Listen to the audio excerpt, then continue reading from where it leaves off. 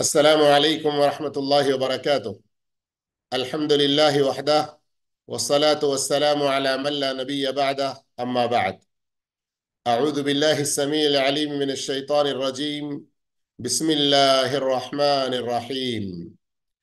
ويل لكل همزة لمزة. While అంటే వినాశనం, పాడుగాను, వారికి మూడుతుంది. ఎవరికి? లికుల్లి, ప్రతి ఒక్కనికి. ఎవరు ఆ ప్రతి ఒక్కడు? హుమజ, లుమజ, రెండు పదాలు ఇక్కడ చెప్పబడ్డాయి. పరోక్ష ఇతరుల తప్పులెన్నుతూ పరోక్ష నిందలకు పాల్పడే వ్యక్తికి ఈ వైల్ అనేది, వినాశనం అనేది ఉంది. అయితే హుమజ లుమజ యొక్క మరింత వివరణ వ్యాఖ్యానంలో కూడా తెలుసుకుందాము. ఇలాంటి చెడు అలవాటుకు పాల్పడిన వాని యొక్క రెండవ చెడు గుణం ఏమిటంటే, అల్లది, వాడు, జమా, పోగు చేసి ఉంచాడు. ఏంటి? మాలన్, ధనాన్ని. అతడు ధనాన్ని పోగు చేశాడు. వఅద్దదహు, పదే పదే, మాటి మాటికి లెక్క పెడుతూ ఉంటాడు. యహ్సబు, అతడు భావిస్తున్నాడు, అనుకుంటున్నాడు. అన్న మాలహు, నిశ్చయంగా అతని ధనం. అఖ్లదహు, ఎల్లకాలం తన వెంటే ఉంటుందని. దీని యొక్క మరొక భావం ఇక్కడ చెప్పడం జరిగినది, తనను ఎల్లకాలం సజీవంగా ఉంచేది అని. అయితే ధనం సజీవంగా ఉంచుతుందని ఎవరు భావిస్తారు? మరి దీని అర్థం ఏంటి? వ్యాఖ్యానంలో తెలుసుకుంటారు. కల్లా, ముమ్మాటికి అలా జరగదు. వాస్తవం ఏమిటంటే, లయుంబదన్న, ఇక్కడ గమనించండి, అరబీ అసలైన క్రియ పదం యుంబద. అంబద యుంబిదు నుండి యుంబద, మబ్ని మజ్హూల్, ఫెయిల్ మజ్హూల్. కానీ దానికంటే ముందు లా మరియు తర్వాత నా ముషద్దద తష్దీద్తో వచ్చింది. ఇందులో తాకీద్, కస్మియా, ప్రమాణంతో మరియు చాలా తాకీదుగా నొక్కి చెప్పబడే అటువంటి భావం ఉంటుంది. లయుంబదన్న, విసిరి వేయబడతాడు. లయుంబదన్న, విసిరి వేయబడటం జరుగుతుంది. ఎక్కడా? ఫిల్ హుతమ, హుతమాలో. హుతమ దాని యొక్క పేరు. అనువాదంలో ఆ పేరు యొక్క భావం అనువాదం చేయడం జరిగింది. ఏంటి హుతమ అంటే? తునియులు, నుజ్జు నుజ్జు చేసేటి ఆ ప్రదేశం. అల్లాహుతాలా దాని యొక్క భయంకర విషయాన్ని తెలియజేయడానికి మళ్ళీ ప్రశ్నించాడు. వమా అద్రాక మల్ హుతమ, వమా అద్రాక్, నీకేమి తెలుసు? వమా అద్రా, ఏమి తెలుసు? కా, నీకు. వమా అద్రాక్, నీకేమి తెలుసు? నీవేమనుకున్నావు? మల్ హుతమ, ఆ హుతమ అంటే ఏమిటి? తుత్తునియులు చేసి వేసేది, నుజ్జు నుజ్జు చేసి వేసేది ఏమిటి? తర్వాత సమాధానం వస్తుంది, నారుల్లాహిల్ మూకద. నార్, అగ్ని. అల్లాహ్ యొక్క అగ్ని. అల్ మూకద, దానిని తగలబెట్టడం జరిగింది, రాజేసినటువంటిది.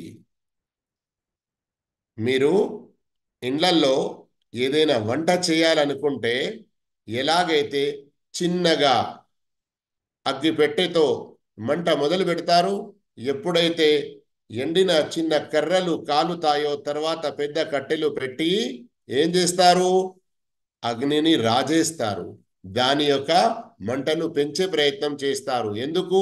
మీరు ఎంత పెద్ద గంజు లేదా ఇంకా ఏదైనా పెట్టి వంట చేయాలనుకుంటున్నారో దానికి అవసరమైనంత వేడి అగ్ని దానికి దొరకాలని కదా. ఈ మూకద, సుల్గాన, రాజేయడం, తగిలబెట్టడం, దీనిని చెప్పడం జరుగుతుంది ఇక్కడ. అంటే ఏమిటి? ఆ నరకాగ్ని ఎన్నో రోజుల నుండి అల్లాహు తాలా దాని యొక్క వేడిని పెంచడానికి అందులో మంట అనేది పెరుగుతూనే ఉన్నది. మరియు అది ఎంత భయంకరమైనది తర్వాత ఆయట్లో చెప్పడం జరుగుతుంది. అల్లతి తత్వలిఉ అలల్ అఫ్ఇదా, అది హృదయాల వరకు చొచ్చుకుపోతుంది. అల్లతి, అది అంటే అగ్ని, తత్వలిఉ చేరుతుంది, ప్రవేశిస్తుంది, చొచ్చుకుపోతుంది. అలల్ అఫ్ఇదా, హృదయాల వరకు.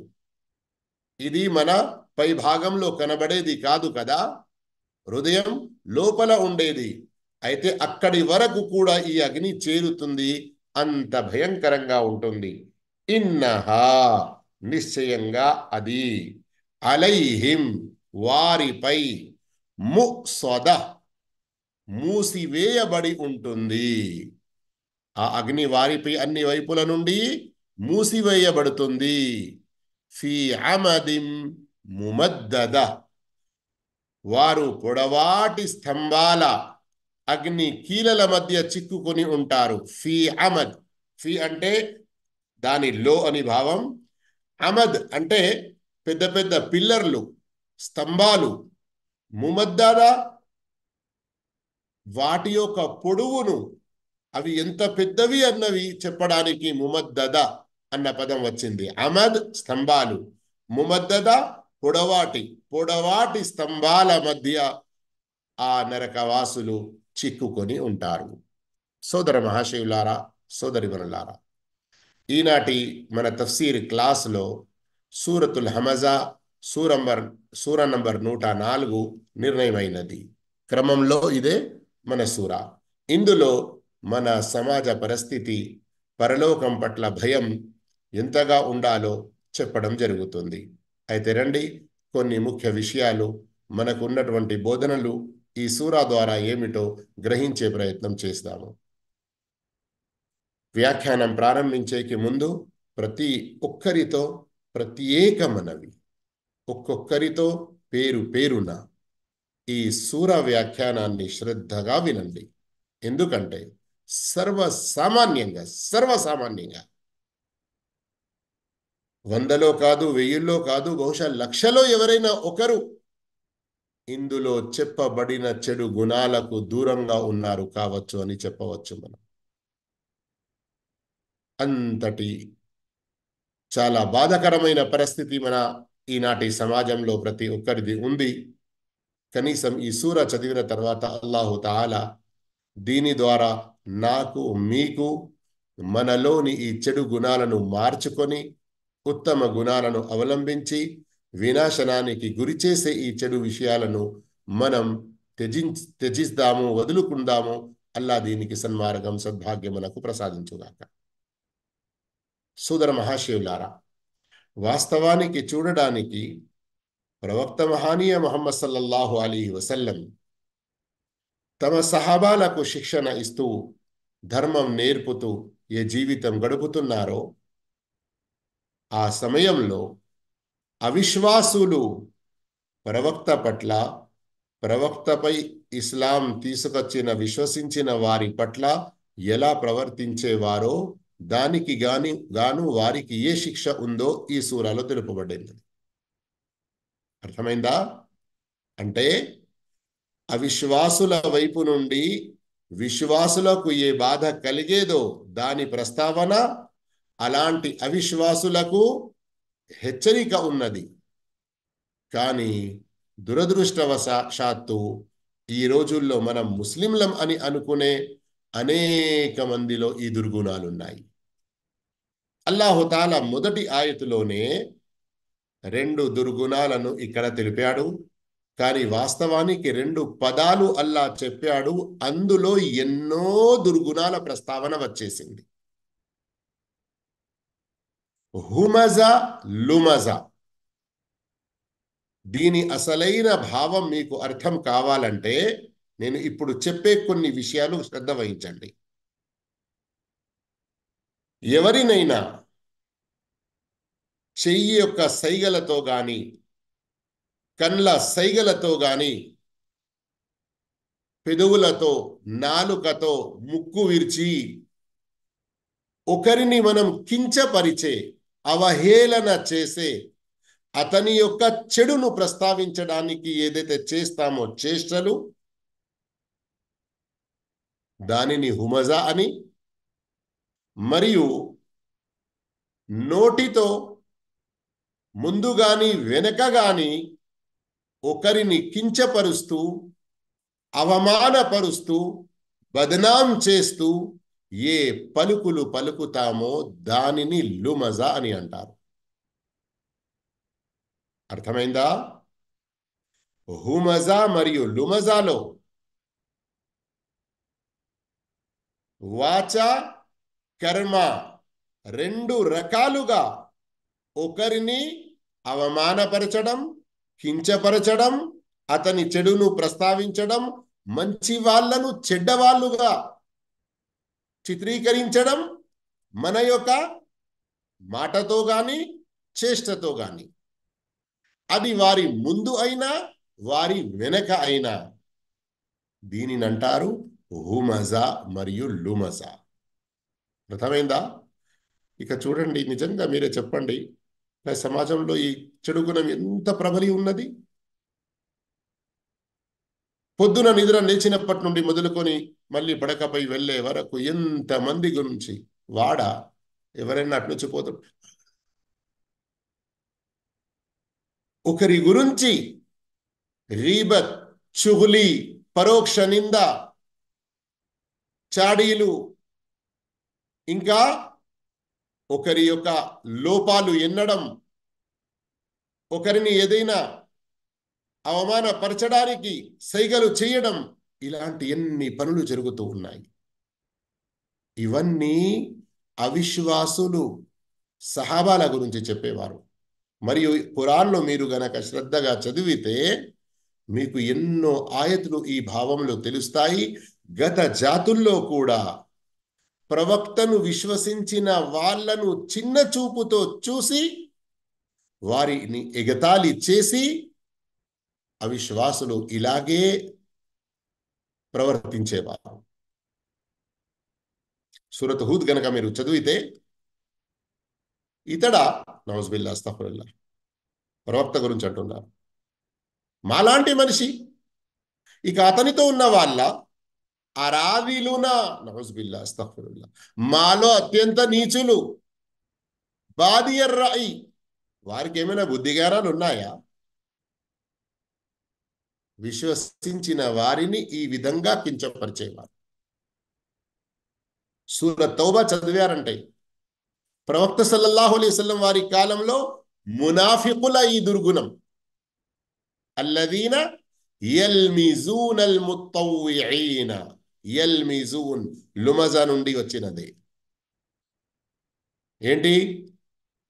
ప్రవక్త సల్లల్లాహు అలైహి వసల్లం వారు ఎండాకాలం మొదలైపోయినది, యుద్ధానికి వెళ్ళడానికి ఎంతో సామాగ్రి అవసరం ఉన్నది, మరియు ఆ యుద్ధ మైదానంలో ఖర్చు చేయడం ఎంతో గొప్ప పుణ్య కార్యమని ప్రవక్త సల్లల్లాహు అలైహి వసల్లం ప్రోత్సహించినప్పుడు కొందరు పేద సహాబాలు, ఎవరి వద్దనైతే ఎక్కువ డబ్బు ధనం లేకుండినదో, అయ్యో ఈ పుణ్యంలో, ఈ మంచి కార్యంలో నాది కూడా కొంచెం వంతు ఉండాలి అని రాత్రంతా ఏదైనా తోటలో కొంచెం కూలీగా పనిచేసి కొన్ని ఖజూరాలు, ఏదైనా కొన్ని బార్లీ గింజలు, ఓ అరకిలో, పావు కిలో ఈ విధంగా దొరికితే అవి తీసుకొచ్చి దానం చేసేవారు.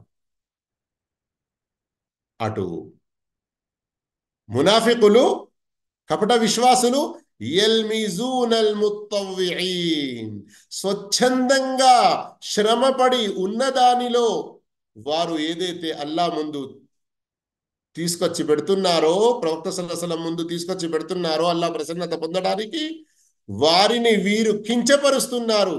ఈ పావు కిలో గింజలతో ఏమన్నా పెద్ద యుద్ధాలు చేయవచ్చా? ఈ కొన్ని ఖజూరాలు తీసుకొచ్చారు, అంత దూర తబూ ప్రయాణం వరకు ఏమైనా పనికి వస్తాయా? నౌజుబిల్లా అస్తగ్ఫిరుల్లా.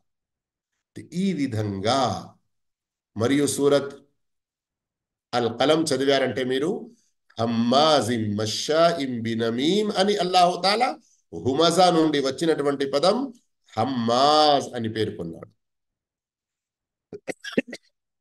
అర్థమైంది కదా? హుమజా లుమజా ఈ రెండు చాలా చెడు గుణాలను ప్రస్తావిస్తుంది. ఇలాంటి చెడు గుణాలు ఆ కాలాలలో అవిశ్వాసుల్లో, కపట విశ్వాసుల్లో ఉండేవి. ఈరోజు మనం ముస్లింలం అని అనుకునే వాళ్ళల్లో ఉంటే ఇది మనం వినాశనానికి గురి చేస్తున్నాము. ఇక ఆ తర్వాత 2వ ఆయత్ మరియు 3వ ఆయత్లో మీరు గమనిస్తే అతడు ధనాన్ని పోగు చేసి జమ చేసి పెట్టుకుంటున్నాడు, అంతేకాదు మాటి మాటికి లెక్క పెట్టుకుంటున్నాడు. ఇక్కడ ఒక విషయం గమనించండి. ఎవరైతే హలాల్ సంపదతో సంపాదిస్తున్నారో, తన మరియు తన భార్య, పిల్లలు, తల్లిదండ్రుల ఖర్చులను పూర్తి చేస్తున్నారో, అల్లా ఇంకా ప్రసాదించి ఉంటే పేదవాళ్లకు ఖర్చు చేస్తున్నారు, అల్లా మార్గంలో దాన ధర్మాలు చేస్తున్నారు. ఇలాంటి వారి విషయం కాదు ఇది. అవసరం ఉండి ఎప్పుడైనా లెక్కించుకున్నారు ఎన్ని ఉన్నాయి అని, అలాంటి వారి గురించి కాదు ఈ ఆయత్. ఎవరి గురించి? ఎవరైతే సంపాదించే మార్గాలు కూడా హలాల్ హరాం అనే అటువంటి వ్యత్యాసం భేదం లేకుండా సంపాదిస్తారు. అంతేకాదు ఎలాగైనా డబ్బు డబ్బు డబ్బు డబ్బు అనే దాని మీదే వారి యొక్క ప్రాణం. అలాంటి వారి పరిస్థితి ఏముంటుంది? దాన ధర్మాలు కూడా చెయ్యరు.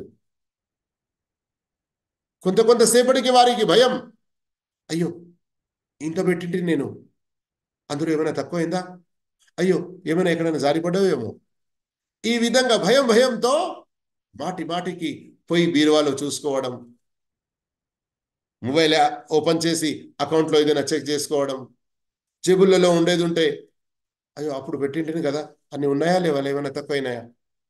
ఎందుకు? ఈ డబ్బు విషయంలో వారికి ఎంతటి తప్పుడు భ్రమ కలిగి ఉంది అంటే, రే చూసావరా ఈరోజు డబ్బు ఉన్న వాందేరా నడిచేది. ఇలాంటి మాటలు వింటామా మనం? డబ్బు లేకుంటే నిన్ను ఎవరు కూడా కదరు చేయర్రా, వింటామా ఇలాంటి మాటలు?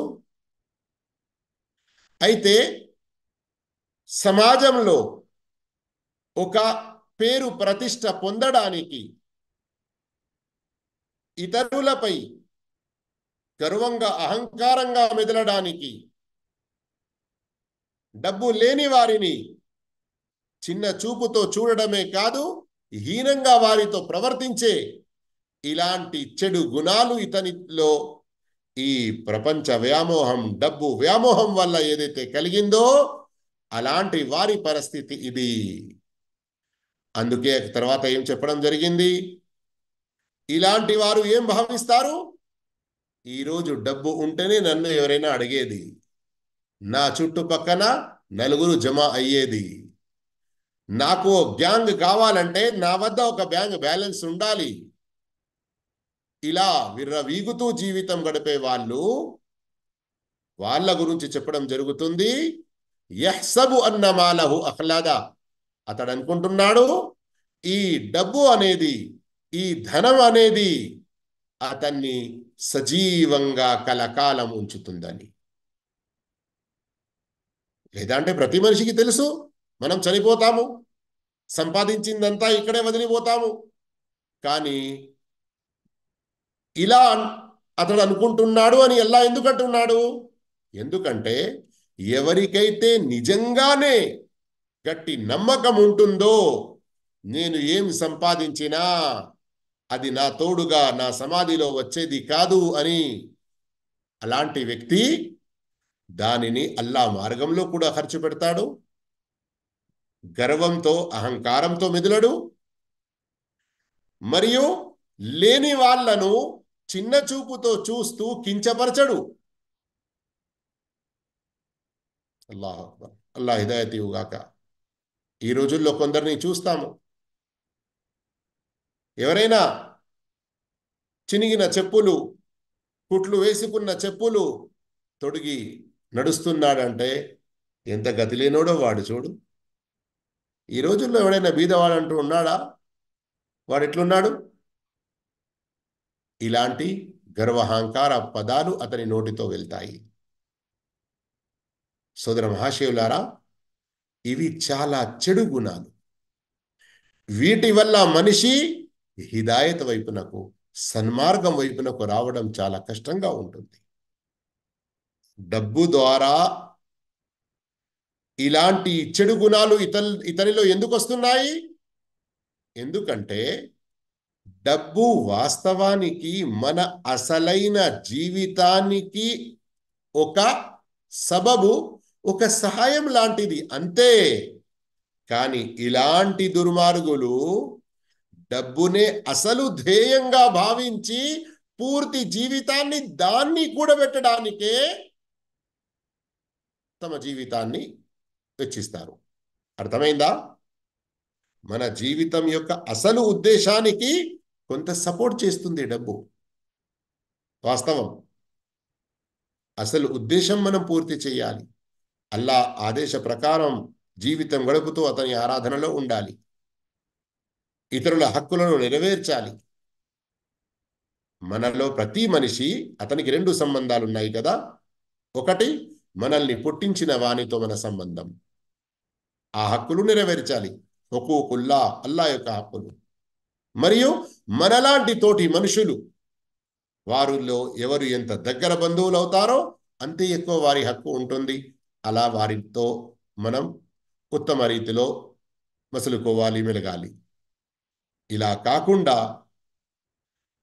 డబ్బునే అసలైన ధ్యేయంగా, అసలైన లక్ష్యంగా భావించి దాని కొరకే సంబంధాలను తెంచుకోవడం, దాని కొరకు ఒకరిని కించపరచడం, ఒకరి హత్య చేయడం, దాని గురించి అన్ని రకాల అబద్ధాలు, అసత్యాలు పలకడం, తప్పుడు అబద్ధపు ప్రమాణాలు చేయడం, సాక్ష్యాలు ఇవ్వడం, ఇంకా ఏ ఏ చెడు ఉంటుందో అన్ని చేసుకుంటూ డబ్బు పోగు చేసుకోవడం, ఇది సరి అయిన విషయం కాదు.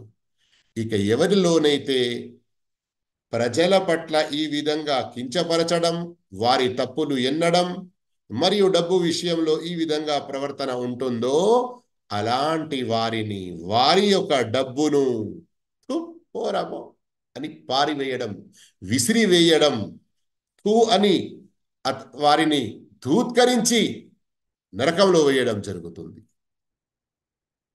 అందుగురించి సోదరులారా, ఆ తర్వాత ఆయతుల్లో ఆ నరకం అంతా ఇంత చిన్నది కాదు, మహాభయంకరమైనది.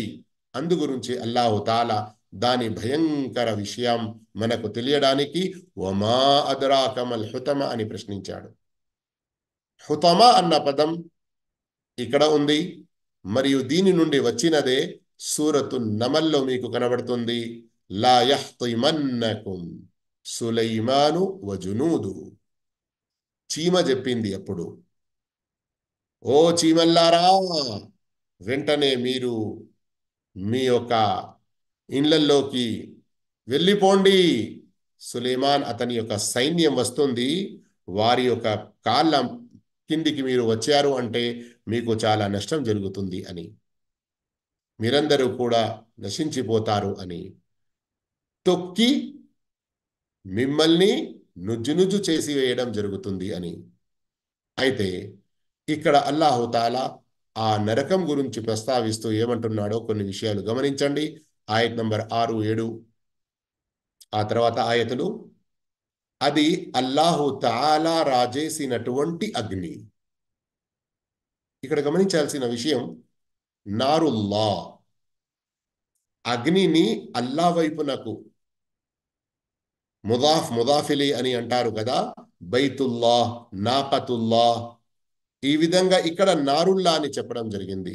మనిషిలో భయం పుట్టాలి అని. ఇంకా అగ్ని ఎలాంటిది? సంవత్సరాల తరబడి దానిని రగిలించడం జరుగుతుంది. హదీతులో ఈ ప్రస్తావన వచ్చి ఉంది. మరియు ఆ అగ్ని ఎలాంటిది? అది హృదయాల వరకు చేరుతుంది. అంటే ఏమిటి ఇక్కడ భావం? ఒకరిని కించపరిచే విషయం గాని, డబ్బు యొక్క వ్యామోహం గాని, దానికి అసలైన సబబు ముందు ఈ మనసులో పుడుతుంది. మనసు బాగు ఉండక, అల్లాకు ఇష్టమైన రీతిలో స్వచ్ఛంగా ఉండక, అందులో ఏ చెడు కోరికలు పుడతాయో, మరియు ఒకరి గురించి ఏ తప్పుడు భావాలు కలుగుతాయో, వాటి పరంగా ఆ మనస్సుకు, హృదయానికి కూడా శిక్ష ఆ లోకంలో, పరలోకంలో, నరకంలో పడుతుంది. ఇహలోకంలో ఎవరైనా కాల్చివేస్తే లేదా ఎవరైనా కాలిపోతే అతని హృదయం వరకు అగ్ని చేరదు ఒక మాట. ఒకవేళ చేరినా అంతకు ముందే మనిషి చనిపోతాడు. ఆ హృదయానికి అగ్ని చేరి ఏదైతే కాలుస్తుందో దాని బాధ అతనికి ఏర్పడదు. ఎందుకంటే ప్రాణం పోతుంది అంతకంటే ముందే. శరీరం కాలుతుంది, లోపల ఉన్నటువంటి అవయవాలు కాలడం అది తర్వాత విషయం, అప్పటి వరకే ప్రాణం పోతుంది. కానీ అల్లాహు అక్బర్, అల్లా మనందరినీ కాపాడుగాక ఆ నరకం నుండి. ఆ నరకం ఎలాంటిదంటే, ప్రత్యేకంగా ఇలాంటి దుర్గుణాలు ఉన్న వారిని ఏ నరకంలో వేయబడుతుందో, హుతమా ఎలాంటిదంటే, వారి యొక్క ఈ మనసుకు కూడా ఒక పాత్ర ఉండినది ఈ చెడులో, ఈ కీడులో. అందుకొరకు ఆ మనసు వరకు కూడా, ఆ గుండె వరకు, హృదయం వరకు కూడా అగ్ని చేరుతుంది. అప్పటికి వారు చనిపోరు. ఎందుకంటే నరకంలో చనిపోవడమే ఉండదు. చావును సైతం అల్లాహు తాలా అందరి కళ్ళ ముందే రిబా చేయిస్తాడు. చావుకే చావు వచ్చేసినప్పుడు ఇక నరకంలో ఎవరికి చావు ఉండదు. పరిస్థితి ఎలా ఉంటుందో చూడండి. హృదయానికి చేరినప్పుడు ఇక అతని యొక్క బాధ, అతని యొక్క అవస్థ ఇంకా పెరిగిపోతుంది. అంతేకాదు, మనిషికి ఎప్పుడైతే బాధ అవస్థ కలుగుతుందో పారిపోయే ప్రయత్నం చేస్తాడు. ఈ రోజుల్లో మనం చూస్తాము కదా, అనుకోకుండా ఏదైనా షార్ట్ సర్క్యూట్ వల్ల కానీ, ఇంకా వేరే ఏదైనా కారణం వల్ల ఇంట్లో పెద్ద బిల్డింగ్లో ఏదైనా అగ్ని ప్రమాదం జరిగిందంటే ఎవరికి ఎట్నుంచి అవకాశం దొరికితే అట్నుంచి దునికిపోతారు. తలుపు తీయే ప్రయత్నం చేస్తారు, తలుపు రాకుంటే కిటికీల నుండి దొరుకుతారు. ఏమనుకుంటారు? దునికి బయట పడి ఏదైనా కాలరెక్కలు విరుగుతాయా, అదంతా విషయం. తర్వాత ఈ అగ్నిలో కాలడం నుండైతే మేమైతే బయటికి వస్తాము కదా. అవునా కాదా? మనం చూస్తున్నాము కదా ఈ విషయం. కానీ ఆ నరకాగ్ని ఎలా ఉంటుంది? ఆ నరకాగ్ని నుండి మనం బయటికి రావడానికి ఏదైనా అవకాశం ఉంటుందా? నారుల్లాహిల్ మూకద అల్లతి తత్తలి అలల్ అఫీదా ఇన్నహా అలైహిం ముసదా. వారు ఎక్కడైతే నరకంలో పడి ఉన్నారో అక్కడ చుట్టుపక్కన అంత మూసివేయడం జరుగుతుంది. ఎక్కడికి కూడా పారిపోయే, ఆ నరకం నుండి బయటికి వెళ్ళే అటువంటి ఏ మార్గము వారికి ఉండదు. అల్లాహ్ అల్లాహ్. అచ్చా, ఇంత పెద్ద ఒక రూమ్ ఉందనుకోండి, అల్లా మనందరినీ కాపాడుగాక ఇహపరాల శిక్షల నుండి. ఇందులో మంటలు లేసాయి, మనిషి బయటికి వెళ్ళే ఎటు అవకాశం లేకుంటే ఏం చేస్తాడు? ఇటు అటు ఇటు పరిగెత్తుతాడు అంతలోనే. అవునా కదా? ఎందుకు? కేవలం మానసికంగా అతడు కొంచెం ఈ విధంగా ఏదైనా పూర్తిగా తగ్గకున్నా, పూర్తిగా మంటలు చల్లారకున్నా, అవస్థ బాధలు ఏదైనా కొంచెం తక్కువ ఏర్పడుతుందని అటు ఇటు పరిగెడుతూ ఉంటాడు. కానీ ఒకవేళ ఒక చోట కట్టివేయడం జరిగింది, ఎగ్జాంపుల్ అంటున్నాను అర్థం కావడానికి, కేవలం ఈ పెద్ద రూమ్, ఇందులో ఒక పెద్ద స్తంభం ఉన్నది, దానికి మిమ్మల్ని కట్టివేసి ఆ తర్వాత అందులో మంటలు లేస్తూ ఉంటే ఇక పరిస్థితి ఎంత ఘోరంగా, బాధాకరంగా ఉంటుంది.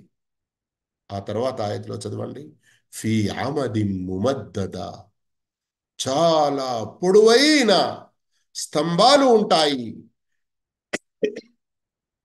ఆ స్తంభాల్లో వారిని కట్టివేసి బంధించి, ఆ నరకం తలుపులు కూడా ఎక్కడా, కిటికీలు కూడా ఎక్కడా తెరిచి ఉండకుండా మూసివేయబడి అందులో వారికి శిక్షించడం జరుగుతుంది. ఆ శిక్ష అనేది, ఆ అగ్ని అనేది వారి హృదయాల వరకు కూడా చేరుతుంది. గమనించండి ఇంకా పరిస్థితి ఎంత ఘోరంగా ఉంటుందో. వాస్తవానికి మనం ఈ సూరాలోని ఒక్కొక్క పదం శ్రద్ధగా చదువుతూ అర్థం చేసుకొని ఉంటే ఎంతో మార్పు వస్తుంది మనలో. మరియు చివరిలో మనం కూడా ప్రవక్త సల్లల్లాహు అలైహి వసల్లం వారి సున్నతును ఆచరిస్తూ, ఇంతకుముందు దువా క్లాసులో కూడా మీరు విన్నారు. వినకుంటే తిరిగి మా యూట్యూబ్ ఛానల్లో ఉంది, ఫేస్బుక్ ఛానల్లో ఉంది, వినండి. ఆ లింకులు కూడా మీకు పంపడం జరుగుతుంది. ఏంటి, ప్రతిరోజు కనీసం ఒక 3 సార్లు మనం స్వర్గం గురించి అల్లాను అర్థించాలి, అడగాలి, మరియు నరకం నుండి అల్లా యొక్క శరణు కోరాలి. اللهم إنا نسألك الجنة ونعوذ بك من النار. اللهم إنا نسألك الجنة ونعوذ بك من النار. اللهم إنا نسألك الجنة ونعوذ بك من النار. అల్లాహు తాలా మనందరికీ అన్ని రకాల చెడు గుణాల నుండి, అవిశ్వాసం నుండి, మరియు ఇంకా వేరే పాపాల నుండి కాపాడి అల్లా నరకం నుండి మనందరినీ రక్షించాలి. నరకంలో తీసుకువెళ్ళే ప్రతి పాపాన్ని నుండి అల్లా మనల్ని కాపాడాలి. آمين. وآخر دعوانا الحمد لله رب العالمين. والسلام عليكم ورحمة الله وبركاته.